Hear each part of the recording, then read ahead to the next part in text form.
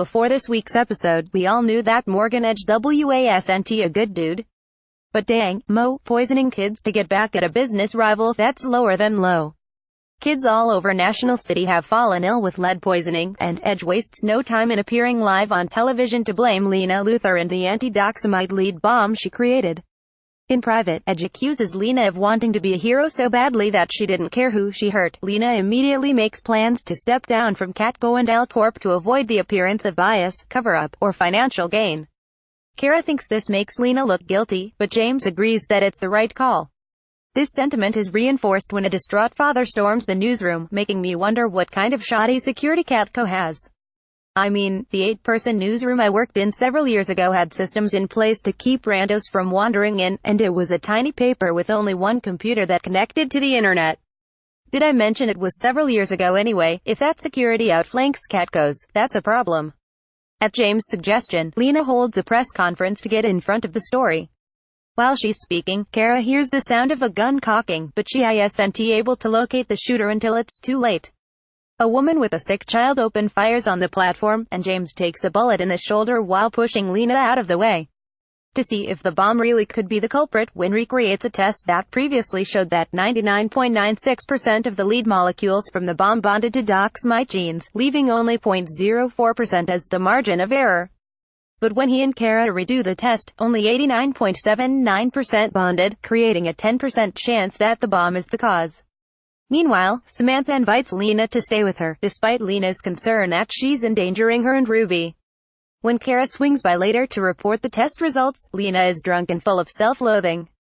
She says she's been a pariah all her life because of her wealth and her brother, when all she ever wanted was to be good.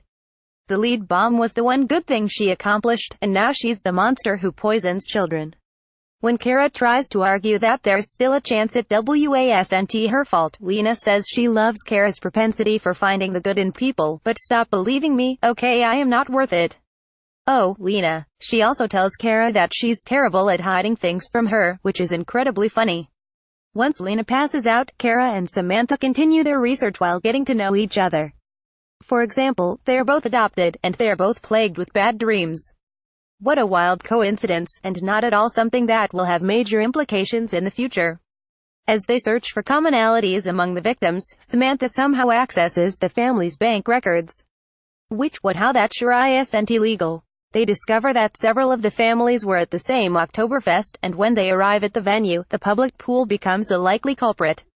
Kara collects a water sample that she sends to Wynn for analysis, and he declares it a synthetic compound that, when combined with water, acts like lead, poisonings and all.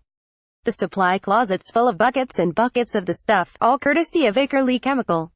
When Kara calls Lena with the good news that it was the pool and not the bomb, Lena claims never to have heard of that particular company.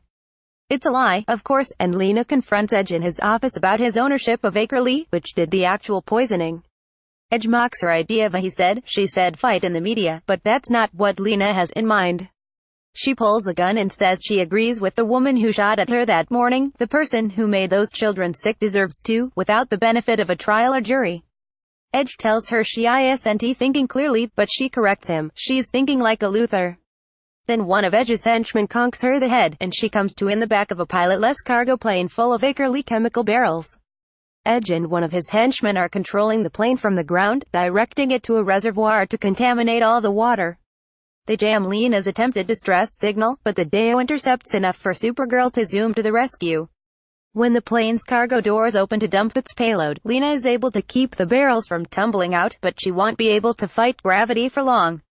Thankfully, Supergirl arrives in the nick of time to close the hatch. Next page, Sanvers breaks our hearts.